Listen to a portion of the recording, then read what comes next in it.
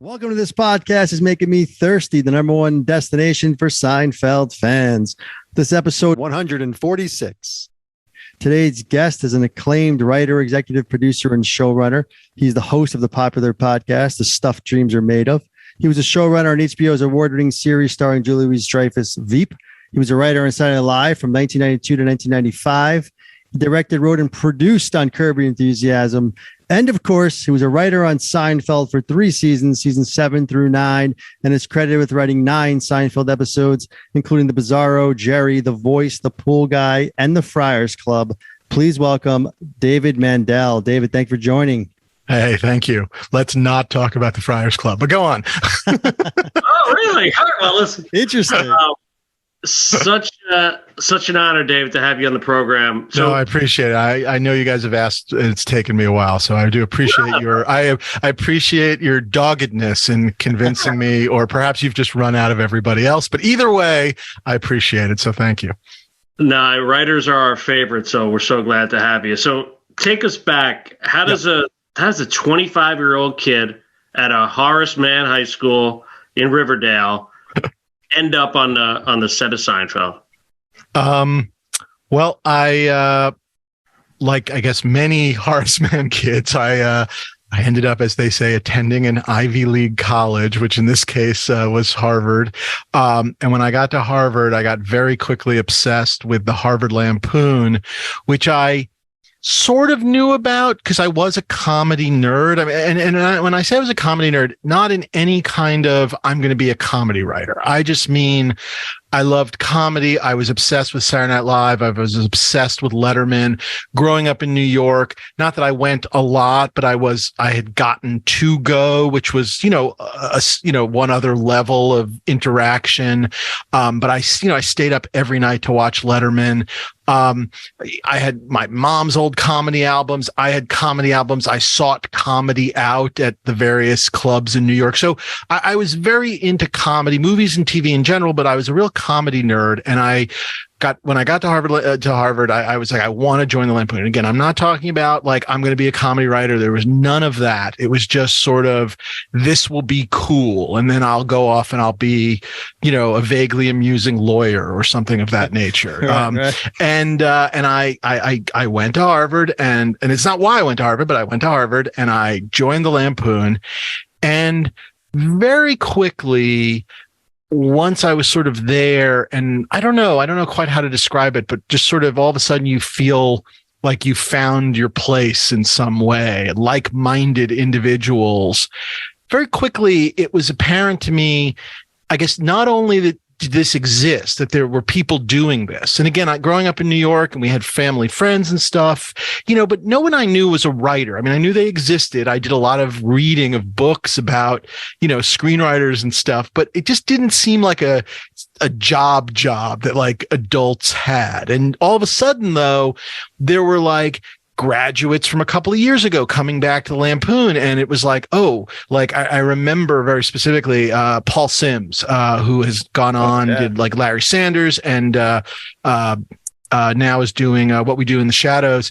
I remember he got hired at Letterman. He was at Spy Magazine and he got hired at Letterman. And it was just like, and at the time, I believe it was his dream job. And I just remember, holy shit, somebody I vaguely know is working at Letterman. And so very quickly it became sort of the possible. So I guess that's the start of it. And then obviously, you do have to be good. I mean, I hate to say it like that, but you do have to be good. And I think I was good. And I sort of, the Lampoon gave me opportunities in terms of doing projects and things. And then I took advantage of those opportunities. And when I basically graduated and went to work at Comedy Central doing a show called, we did a Lampoon project called MTV Give Me Back My Life, which airs once in a blue moon at like 4 a.m, which is a fake 10th anniversary, TV celebration of MTV.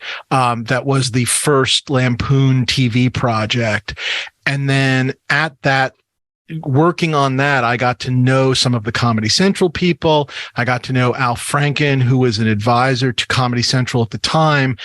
And then the following summer, when I basically right before I graduated, I got the call. Another guy, Billy Kimball, who became a Veep writer later on, but he was exec producing comedy coverage that Al was going to host called Indecision 92 of the Democratic and Republican conventions that summer. And they hired me to be a writer. And so I worked with those guys all summer.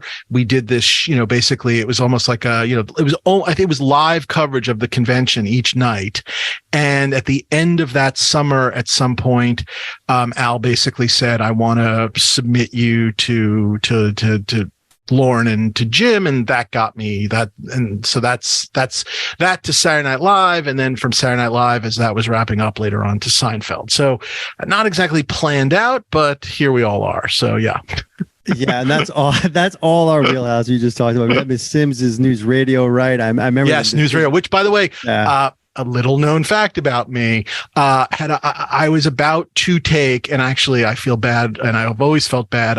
I think Paul was led to believe I was about to take the News Radio job that he was kind enough to offer me when I got Seinfeld and went to Seinfeld, with no offense to News Radio, which I love, and actually worked out well because a different friend of mine ended up taking that job and moving to LA at about the same time, which was great. So all works out, but I was that close to working at News Radio. Just fantastic show. Yeah. Wow. Yeah. And you mentioned a lot there, and I think we'll get to some of that. No, it's great. Unpack anything you want. As Chris mentioned, we love writers, and I just love talking like writers tree type stuff like that. SNL, Letterman connection always seems to go SNL, Letterman, Seinfeld, and then where you guys end up and Veep and all that, which we'll definitely get to. But just on the Seinfeld aspect. So, we were kind of reviewing a lot of your episodes, obviously, before the show, and it's apparent that you were a fan of the show before you got there, right? I have my own sort of theory, such as it is, that really what I call sort of the second generation of Seinfeld writers, meaning obviously there's the show at first, and then you get like Larry Charles and Peter Melman and the sort of the early writers. And then sort of the next gen that came in, and even though there are people in between, obviously, but that's the next gen that came in, which is like Schaefer and Berg, and then me, and then the people that kind of came, after us, like Steve Korn and whatnot. We came in as people that recognized it as the genius show it was, and that we were fans. And again, I think you see it in some of what we did, which is yes, we start to break, not exactly the third wall, but it gets a little meta in the sort of, we were the ones studying the patterns and then began to make a little bit of jokes occasionally about the patterns. And I'm as guilty of that as anyone. And in some ways, whether it's a breaking the fourth wall or whatever wall it is joke, even something like the Bizarro, there's a meta quality to it that obviously I think you have to be a fan. You can't just write it, if that makes any sense. No, it makes total sense. And it's noticeable, and it's interesting how you phrased it, actually, because it's apparent, right? I mean, it's like you're writing the world as an not an outsider, but as you said, as a fan, you got the world, you understood it, and now you're writing sort of in it. And right, but I probably spent more time in some ways, and I don't mean this in a bad way, but I probably obsessed on some of it in certain ways more than Larry and Jerry making it. Like I'm talking about the watching it, like assuming, like almost the way you like pour over a great novel, that every period, every comma, every pause had some other meaning that they probably didn't have when they did it. Someone just paused. You know what I mean? And so I don't know what the word is, obsessive about the show. I mean, I really was a huge fan. Wednesday night was sacrosanct. And then obviously eventually Thursday night, I was obsessed with it. And like I said, truly studied it. I'll tell you a funny story. Jason Alexander hosted SNL, I think in my final year, but it might have been my second to last year. You like the juice. You like the juice. Exactly. And we did the monologue, which I think I wrote for him, which was him as Peter Pan, where he gets stuck. That was his monologue because of his Broadway background. And I had tried to write a sketch, which we didn't do, and probably rightfully so, that was sort of called like something like the Seinfeld Zone. It was a Twilight Zone parody. But the idea was, it was like sort of an innocent man walks into a diner or whatever, but then kind of gets caught in the minutia obsession and the sort of the language. And it was very sort of like, again, making fun of Seinfeld. It wasn't a fully realized idea, but again, that level of that fan level of obsession that I think I don't know, we all, I think, took to the show. So yeah, that's my own little sort of, it's there. I'm surprised when he hosted, and even Jerry in the early 90s, they didn't have any kind of like they do with Luke Perry. I know they sure. Well, it's harder to make comedic fun of a comedy, if that makes any sense. It's hard to we always talked about it's the same thing happened with like the commercial parodies. When advertising got funnier, I'm talking about SNL commercial parodies, when advertising started to get funnier, it was harder to do commercial parodies because they were already kind of trying to not take themselves as seriously. But when you're actually very heartfelt. And if you think back to like the Luke Perry thing, which I had nothing to do with, I was just a fan watching the show. It was all about taking the keys. Remember, it was everybody taking the keys so that they didn't drive, but it was just keys after keys after keys. And it was really a joke about how this show, deals with partying and all. Anyway, not the point of the story, but easier to make fun of a drama is, I guess, where I'm going with it. So, yeah. For sure. And every time you bring up commercials, the thing that pops in my head is Bad Idea Jeans, which I don't know. Which is a great one. Fantastic one. No, that was... No, so, my biggies. Oh God, what were my big? What's your biggies on SNL? My favorites. Big Red. Were you there for Big Red? My favorite. No, that was Jack. I believe that's Jack Handy, which is incredible. The ones I did that I think people liked a lot. One that I don't know if people liked a lot, but I loved was That's Not Yogurt. That was like the first thing I ever did, which was just that the announcer just constantly sort of creeping you out by saying that's not yogurt. What else did I do? I did Nerf Crotch Bat, which people enjoyed on a certain level. Probably the one that people loved was Crystal Gravy, when everything was clear. Remember that was a phase in products where there's Crystal Pepsi and everything was clear and whatever. It was picturing Phil Hartman on that one. Yeah, Colon Blow too was a big one. Oh, that was hilarious too. Change with the bank. I mean, they can go on and on with these. So another, I'm assuming a friend of yours, Andy Robin, was also working on SNL, and he told us a story that he actually handed a script to Adam Sandler of the Junior Mint and eventually got to Jerry, and that's how he got.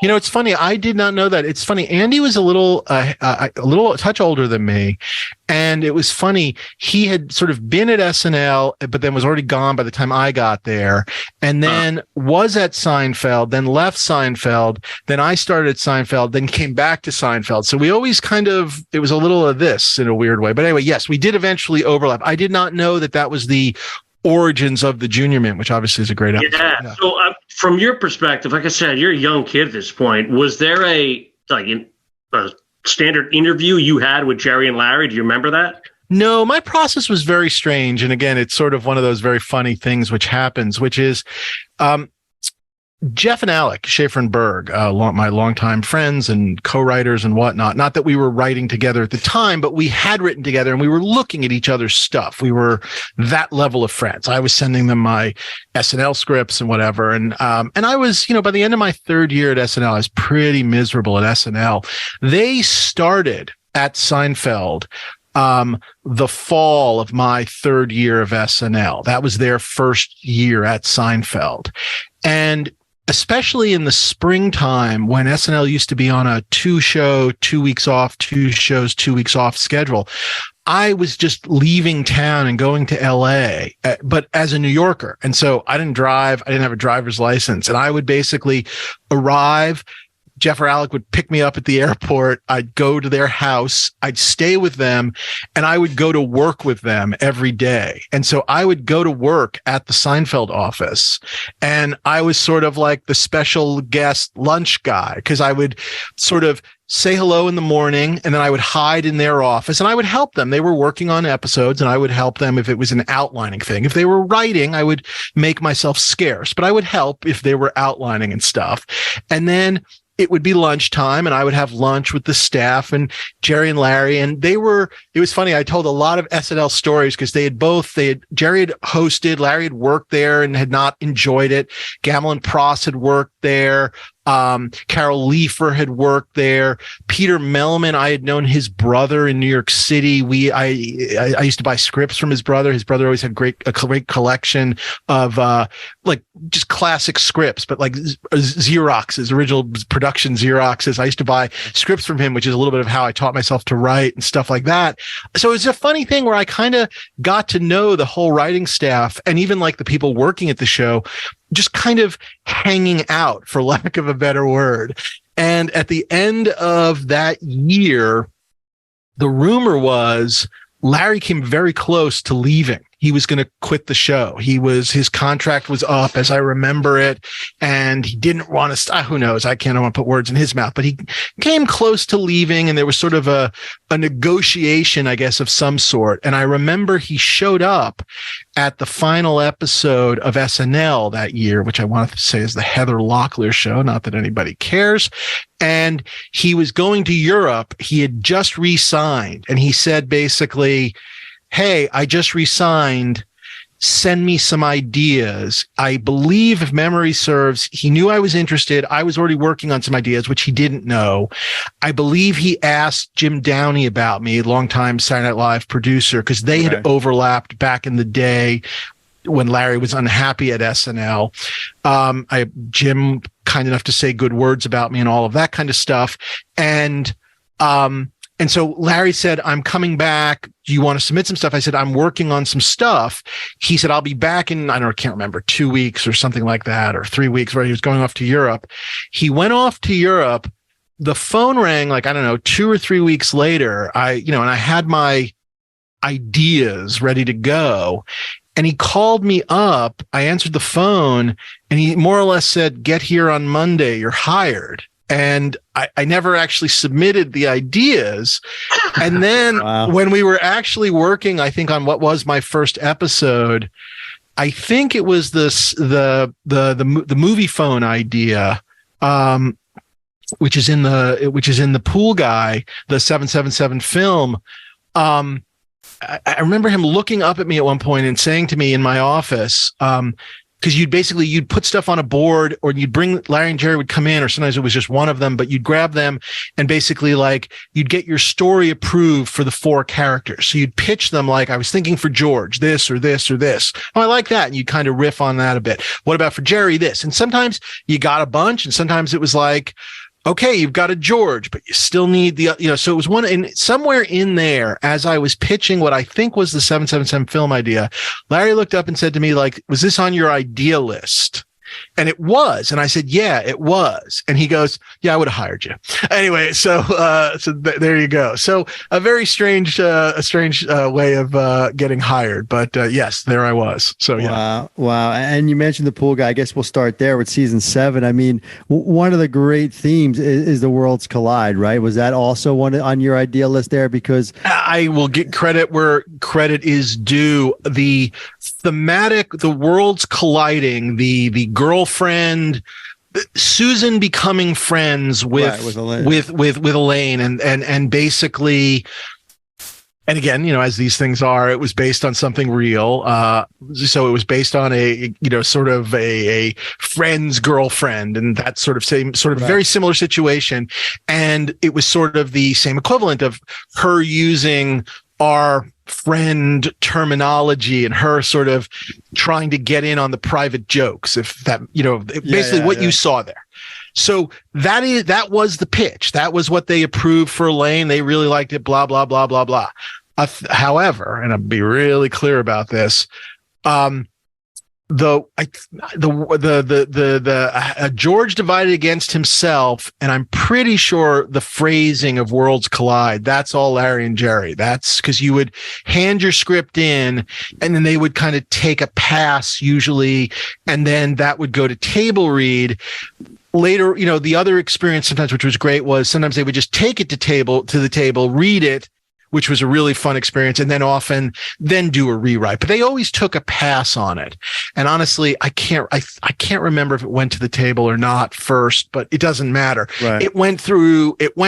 And so I am more than happy and proud to say that the thing people remember most about it is what they said. So what they wrote. So yes, Right. but the idea, the worlds colliding concept, that was my pitch. So yes. Yeah, and it's interesting because I noticed a theme in a lot of your episodes that have that sort of, I don't know if I'm using the term worlds only because it kind of makes sense. Sure. Worlds collide, but I mean, you have Jerry and George kind of double dating in the Friars Club, right? Having that relationship. You have the pool guy versus Jerry. You have the Bizarro world. Obviously. There's sort of a theme there that I noticed. There's a theme of, I guess, sort of you're in your comfort zone, which again, look, there were many wonderful writers on Seinfeld. Obviously, it was a killer writer staff.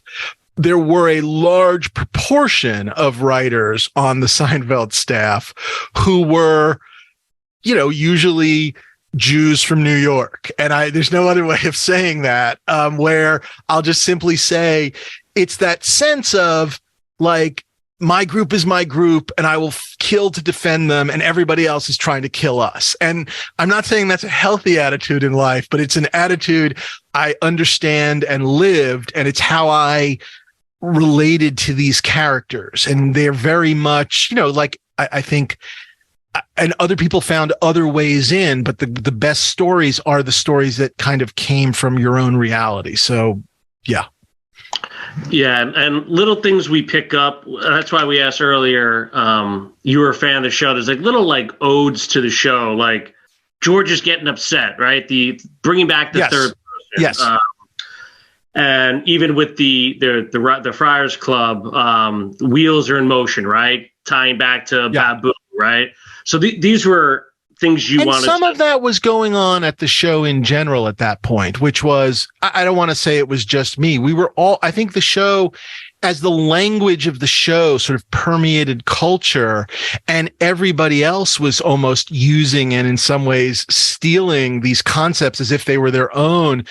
It was fun to find ways to sort of, it made it all part of a whole, to me, in a really cool way. I mean, again, you want to talk about defining worlds. We are living in a world where people say wheels are in motion. You know what I mean? I know that's the easiest way I can express it, right. But that's part of it too, is that the entire earth sort of has a certain kind of Seinfeldian vocabulary. I know that sounds sort of weird, but that's what I love about the pocket universe, again, of the Seinfeld universe. And again, it's all just about, like I said, it's like when you're sitting in your coffee shop at your table, it's like nothing else matters and there's just you four. But actually, if you think about that coffee shop, technically at every one of those tables is another sitcom. You may not want to see it, but every one of those tables there, the 3 or 4 people at that table are in their own show. We don't watch that show, but there's that version. And actually there's an episode idea that I always had wanted to do that we never really got to. It was in that sort of like, what if of the final season, if, there'd just been one more, but the gist of it was like, for lack of a better word, Jerry, George, Elaine, and Kramer would have been at a coffee shop scene at the beginning of the episode and gotten up and left, and you would have normally thought the scene was over. But when they left, like as George left, it was the last guy or whatever. Basically, and again, we didn't get very far with it, but you'll understand the concept. It's like, I don't know, like Newman enters and then sits down, and then you realize Newman is sitting down with Babu and Uncle Leo, and I don't know, you know what I mean? And then the episode would have been their 4 stories, of which Jerry, George, Elaine, and Kramer might have popped in, but they would have been minor characters in that episode. That's like sort Simpsons of that stuff almost. I mean, yes, a little bit of something. I can see that almost like on The Simpsons, where you just, if the show went, like you said, another 5 or 6 seasons, you would start doing that, which would be. I don't know about 5 or 6, but if it had gone one more season, I had 2 ideas I really wanted to do, and that was one of them. That I loved and regret not doing in that final year. So that's wild. And so You made a point earlier. We were kind of touched on a little bit with Robin, but Andy Robin and Cavett. Yep.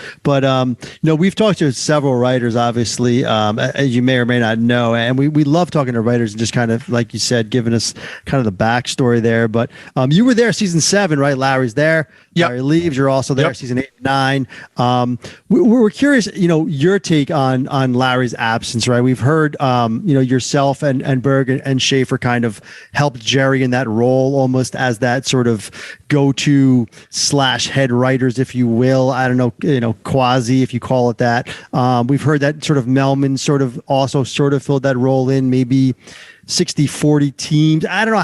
What was your impression of that whole Larry's absence? It was obviously, obviously a lost presence for all the reasons you can think of, and then 10 million other ones. And obviously, one of the advantages Jerry had was, while obviously he was doing a whole bunch of shit when Larry was there were those times where he could go and work on his stand-up, and Larry would finish up, or those kinds of things. I mean, just in terms of thinking about it. So there's just a giant hole there that starts to just even affect things, even just on the most surface of levels. Like the stand-up goes out the window because Jerry just didn't feel like he could focus quite on the stand-up in the same way. And that's where we start adding those sort of free-form conversation jokes that sort of start the show, which ultimately, of course, end up getting easily cut, much like the stand-up, I think, often for standard reruns. Obviously, now they're back. And then as the shows get bigger and bigger and bigger, sometimes they go away, as the stand-up did. And the first scene, obviously, is just because there was so much story. So number one, the stand-up goes away. Number two, while I wouldn't say we had a writer's room in the same sense of like the way a lot of network sitcoms do, we did begin to sort of multiple people replaced Larry. And so to some extent, as a script was being worked on, it was usually being worked on by Jerry, the writer, some combination of me, Schaefer, or Berg, and then, one or two other people usually. And again, different combinations. And that sort of, basically, multiple people trying to do Larry's job. Right. And it does become different because, rightly or wrongly, Larry's voice was always singular. And we definitely, I think, to our credit, the show is different. I think if we had tried to simply just do Larry, it would have been worse. Now, if people don't like it, that's a separate discussion to be had. Maybe people go, it was worse. So be it. But it's one of those things where when you do sort of take over for someone, even though Jerry was still there, keeping a lot of it the same, it does have to change because you don't want to just make a bad carbon copy. It's sort of the same idea that I went into when I took over on Veep for Armando Iannucci, which is I'm doing the show, but I'm not going to try and write it like him. I'm here because I have certain values that we share together. Same with Larry, but we can't just do a Larry impression. Otherwise it will sound like a bad Larry impression. And I actually thought the first year was actually really strong. The second year, to me, less strong. I think we got tired. I think we burned ourselves out a little bit. That's my own take on things. But, you go back and watch that first season without Larry. People were still pretty into it. Not that people didn't like it that second season, but the second season was when the carping started a little bit more, and Jason yelled a lot, and we wrote Jason yelling a lot, and those things are true. They are what they are. I'm not fighting them, whatever. We were taking over for Larry. It became this, we do 60 days in a row and take a day off, and then do 37 days in a row and have Thanksgiving weekend off. And then we'd work over Christmas break. And then, we'd work about 28 days in a row, work the morning of the Super Bowl, stop to watch the Super Bowl, and then work the next day. I mean, it was all consuming and it was wonderful. And you can do those things when you were young. And that was that season 8. And I think season 9 maybe suffered a little bit for it. You know what I mean? And then, I don't know, you get into stuff where, it was this thing of there were a lot of people, and some people had higher titles than others, and some people didn't, and some people resented their and you get that sort of, whatever, familiarity breeds contempt. And that was true of any show, and was true of that sort of final year of Seinfeld. And so when Jerry made the decision to end it, I was disappointed but not shocked, I guess is the easiest way of putting it. Yeah, those are all incredible points. And listen, we've been critical of the later years. Sure, and we kind of think of it kind of like it's still the best show on television, but there's kind of the early years, right, with Tom Sharonis directing. Yep. Larry Charles left, and then we had a phase with Larry, then Larry left. So there's kind of three different kind of eras of the show. But I do think you can break that final era, the Larry-less era. I do think there is again, my own personal thing. I think there's a big difference between 8 and 9. And I think if you, and again, this is now what am I arguing? I don't even know what the hell I'm arguing. But when 8 was happening, people dug it. And then when 9 sort of turned whatever, I think people then started going, well, yeah, and also it's been going on a while, but it hadn't been going on a while. I think that change, unfortunately, shows more in 9. Again, one man's opinion. Yeah, it's interesting. I actually prefer 9 over 8, to be honest with you. Those are the questions I was going to ask you, and you just answered it. Yeah. Because I thought 9 sort of, especially the voice, to me, the voice. I think there's really fun stuff. I love the voice. Yeah, the voice has everything that the earlier episodes had, and that's a season 9 episode. To me, it's one of the stronger, it could. I think there are parts. I just think there are episodes. I don't know. For me, again, in hindsight, right. Well, that's a good question. To ask you actually is, and you mentioned this. You kind of touched on it, but I'd love to dive a little bit. Is when you mentioned when Jerry and Larry kind of come around, and you're throwing ideas at them. I have a Jerry story. I have a George story. Right. For you personally, where did you kind of start your thinking of these? Would you start with George? You start with Jerry? Do you have any type of thing like that? I am a different George. Everything for me is George. It's everything that's where you're George. Starting. Well, that's who I am in my life. Not perhaps quite the extremes and whatnot, but the general sort of feeling like, I don't know, that everyone is a certain sense of the persecution and whatnot. And anyway, that's me. So, yeah. Yeah. Robin and Cabot said the same. Melman said he preferred writing for Elaine the most. She is, but I think he's also being a little bit tricky, which is we basically kind of wrote Julia most of the time like she was George, which is, by the way, that is what makes Elaine such an incredible character is for the most part, nobody ever wrote her like, the girl or anything like that. We simply oftentimes came up with a George story and then gave it to Elaine, and therefore she was as vile as any of them. Yes. That's a great point. That's Elaine. That's my character analysis of Elaine. Elaine and George are the same. They're both status driven. They're both always trying to get ahead. They're all both trying to sort of lie in a way, but Elaine always wants your bizarro Jerry is that. I mean, that's Elaine. No, she's ready to go. She's ready to go. She's ready to go. She but wants obviously to be status she fits into society slightly better. She tries to, but it always backfires. But yes, it always backfires, but she's more accepted on the initial first glance. They are more welcoming of her because of just certain aspects of her. So but that being said, Peter definitely, obviously, when you think of things like Spongeworthy, what I will say is obviously that is an incredibly unique sort of idea for a woman. Just that aspect of it. But what made it so was she was basically played it all the way George would. You know what I mean? I don't know how else. I don't mean the acting. I mean the writing of it. It's like if George had sponges, that's how George. I don't. Again, I'm not trying to be difficult about it. It's just that's how the writers often came up with those stories. Yeah.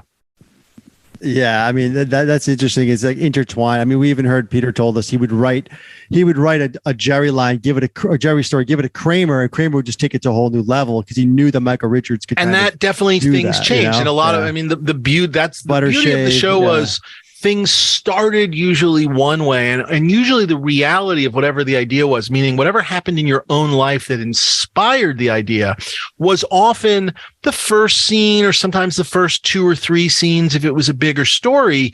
But then invariably, whether you were assigning it to the character you wanted to or it ended up being somebody else, it was then the where it went even before the act break, and then where it really went in the second act that really made Seinfeld what it was, because it was a show that if you watch the beginning scene and the end scene, more often than not, there was no great way of figuring out how the hell these guys got there, even though it all made sense. And that was sort of the thing about the show, as opposed to shows where they start off in the living room and by the end of the episode, they're in the living room talking about the same crap, who's going to take out the garbage or whatever. So, yeah.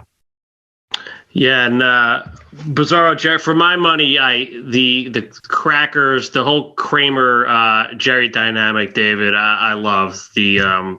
It's another, dare I say, it's another pattern in some of my Seinfeld work, and maybe some of my other work in general, which is the sort of what's the word I'm looking for? The friendship as marriage, or marriage as friendship. In some ways, it's in there a couple of times, but yes, that was friendship and loyalty are a big part of the show.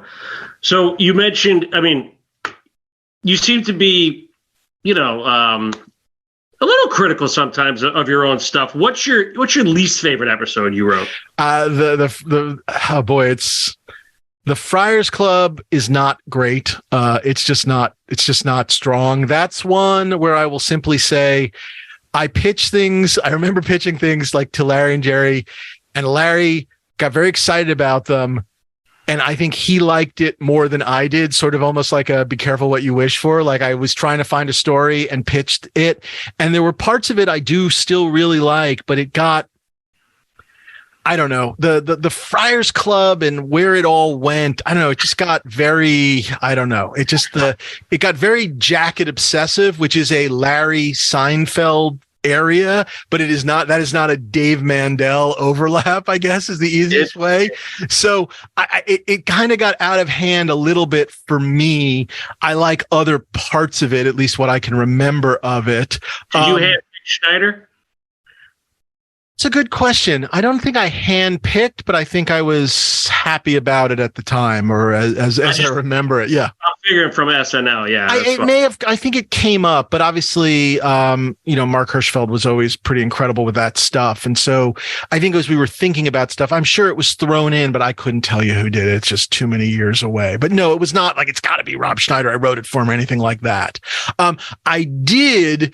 I definitely remembered the Flying Brothers Karamazov, because I had seen them in New York and I had seen them in the movie The Jewel of the Nile. And so they definitely became the Magician Brothers or whatever. I can't remember what we called them in the show, but I was responsible for that casting. And again, these things like that's, forgive me, when the Schneider story with the, hey, Bobby, yeah. Yeah, the hearing aid.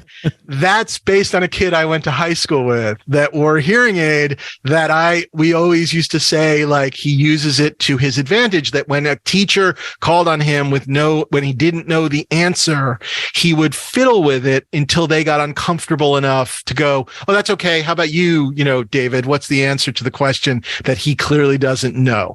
And so I love that story. And I love the end of that, of her picking it up, trying to find out whatever. And as jury rigged as it is, the door going off, the alarm, and the idea that and that physicality that she does when she grabs her ears and like throws her body back and down. I'll put that up against anything in any episode of Seinfeld. I just don't think the whole thing quite works, I'll just simply say. But it is not my least favorite. My least favorite would be the Susie, which also is the same basic problem, which is it haunts me to this day. Twice in my life, in the whatever it's been, what was that, 1997? Is that 97? So it's been 25 years since the February Susie? 97, yeah. So 25 years, on 2 different occasions in my life since then that I'm aware of, I have woken up in the morning out of a dream where I think I've figured out the Jerry story. And obviously, and then I'm like, no, I didn't. And to this day, the idea of somebody placing a bet that you didn't want placed, and then people think you broke his thumbs and whatever. I know it sounds like it should be a story. And it just isn't. And what's his name is great in it. Lee Arenberg, yeah. Moffat. Wonderful Love having Moffat. him back. The phony, that whole thing. Again, great character actor. Sells the F out of it. I don't know if I can curse. Sells the F out of it. It's whatever. It does not work. It doesn't work. It's a bad story. And at the end of the day, the show is stories. And my perspective on that at the time was I was putting great stories into other people's episodes, and I was obsessing to make everybody's episode great and really work on it. And I just remember, I can remember at the time just feeling crazily bummed out that this wasn't working. And I just felt like no one was helping me fix it. What can I tell you? These sort of strange memories you have of it. Yeah. Well, listen, you're tough on yourself, but yeah, I think all the episodes were incredible. But so is that the missing piece? Like, is that where Larry would jump in and? Again, we're again, it's all hindsight. Like, would Larry have ever even approved those stories to begin with? We can't answer that question. Right. You know what I mean? Yeah. That's a tough one but again, that was our job was to. It was all very weird. God, it's so long ago. Jeff and Alec had like an exec producer credit. I didn't have the credit, but I was constantly being brought in on stuff. I don't know I have no great answer. That was, as far as I was concerned, that was my job. And I did it. And I definitely think I helped a lot of other people's episodes. I have, it sounds so silly. Like I'm desperate to kind of go, no, I did a lot of good stuff. No, there are things in everybody's episode that I can go like, oh, I know I put that in there. And I just could not figure out how to make that betting story work. And it drives me crazy to this day that I hate it. I hate it. The Susie part of the story, I like that. That was a real thing that actually happened to me, oddly enough, with the late Bob Saget at Saturday Night Live, which was he just kept. No, it wasn't. It was a 2-parter. Bob Saget thought I reminded him of somebody, and so he was jokingly calling me by a name. But then there was a makeup guy who was this great Emmy-winning makeup guy at SNL, and at some point or another, he called me by another name. I don't even remember what it was at the time. It was like Mike, and he called me Mike, and I didn't correct him, and he called me Mike again, and I just let it go, and I was Mike. I don't know what else to say. So I think I like that story a lot. I love when, Elaine is trapped in trying to be both Susie and Elaine at the same time.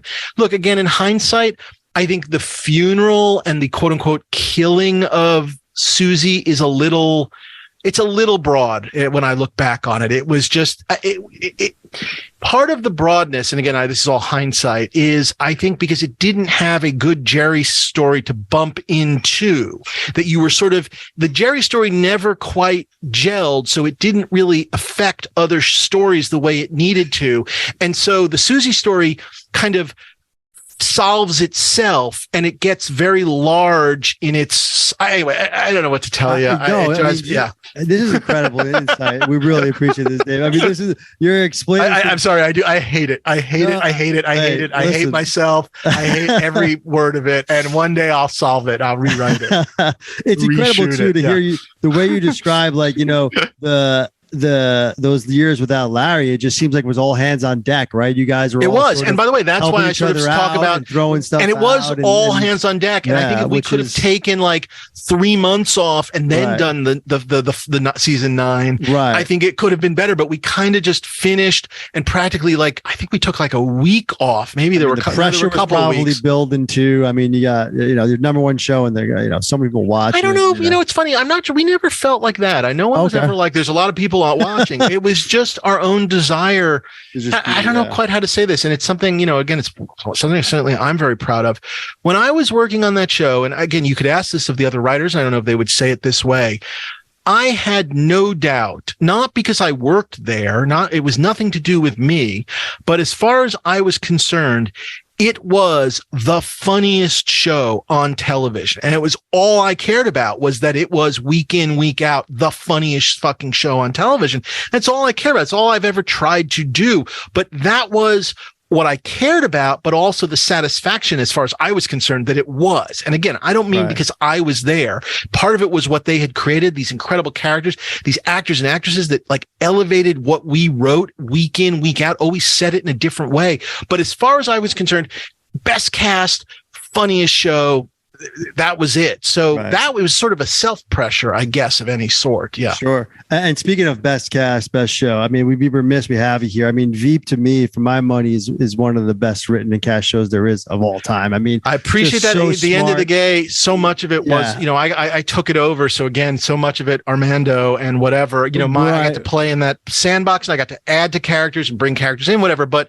an incredible, again, an incredible ensemble. Yeah. And I mean, you have your hands on Veep, you have your hands on Curb, right? So that legacy is there. And to me, I love those sort of those trees, if you will, as you brought up earlier, right? The starts at Harvard, the Letterman, the SNL, into Seinfeld, and then you guys all branch out, right? Berg and Schaefer go on with their thing, and you go on with your thing. Yeah, there's a couple. There's right? Yes, there's definitely a couple of trees. And look, I think, and again, I'm lucky to be a part of a couple of different trees. I think one of the trees is really the Larry David tree, which is Larry David taught me to write sitcoms, and I write I'm not taking anything away from Jerry. Larry taught me to write sitcoms. Larry is how I harvest ideas from my own life. Larry is how I think about sort of a show. Larry is how I write ideas down on a little piece of paper or now in my iPhone, and how I outline a show, and how in every scene keeps the stories moving. And it's what we did on Curb, and it's what I certainly brought and tried to bring to Veep. And it's how I do it. And so that Larry David sitcom tree is, that's a biggie. That's incredible. And you're certainly growing your own trees and leaves, and I know there's a lot of great you try. I hope someone I hired goes off and creates something and gives me a job when I'm old. So yeah, I hope so. But yeah. But it is like I said, it's a way of thinking about it. And again, you could bring Jeff and Alec on, put me in a sound booth where they can't hear me, and they will tell you the same thing. It's all about the stories. It's all about the outline. And when you are doing this outline, every scene has to be moving stories forward. If the scene is not moving the story forward, then it's not a scene. You have to figure out how to move these stories forward. And they would also say the same things, which is a location is not a story. A holiday is not a story. A story is a story. I mean, again, we all drank the same Larry David Kool-Aid, and that's how we learned to do it. He taught us. He was our mentor. He is a friend now, but I will truly say this. Sorry, and I don't mean to turn this into. I didn't mean to turn this into a self-aggrandizing story. But when I got to win the Emmy for Veep, and it was handed to me by Larry, who happened to be presenting that year, not because obviously he's Larry David, it had nothing to do with me.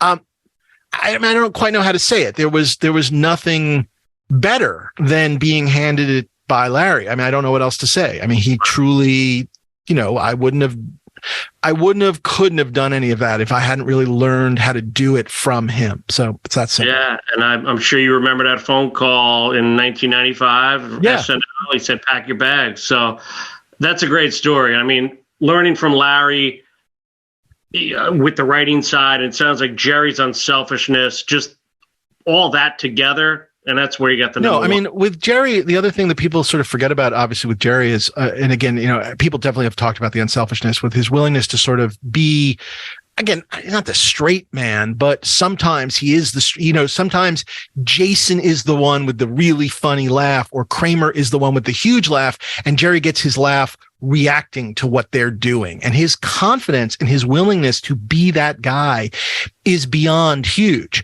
But on the writing side, what I certainly remember in those final 2 years was, and again, the Bizarro is a perfect example where, Jerry was the one who pushed it further. You know, when Kevin, the idea that he was sort of the bizarro Jerry, if you will, Jerry was the one that was like, keep going. Do you know what I mean? And again, we ended up doing obviously a scene that I'm sure Larry would not have done, which was at the very end, the me so happy, me want to cry. But, and I don't mean that, but I mean the like, what if when we go to Kevin's apartment, it is, I mean, again, he was the one just going, go for it. And that is his sense. He has a wonderful, incredible sense of humor, and that willingness to sort of keep pushing it was just, I mean, again, another incredible lesson. And oddly enough, you know, again, not to go back to the Emmy, oddly enough, he was there that year. I think he had gotten nominated for Comedians in Cars Getting Coffee. And so when I got handed it by Larry and I'm sort of up there to sort of, you know, accept it,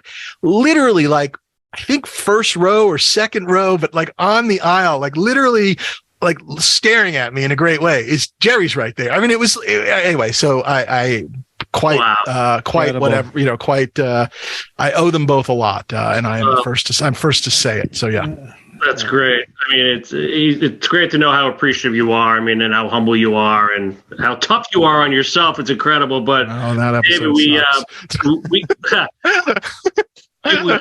we can't thank you enough, man. I mean, thank you so much. No, I'll come back for 288. Okay, I'll be back in 144 more episodes. Okay. Sounds great. Thank you David so much, Mandel, David. thank you so much. Thank you, guys. Incredible. Appreciate it. Thank you.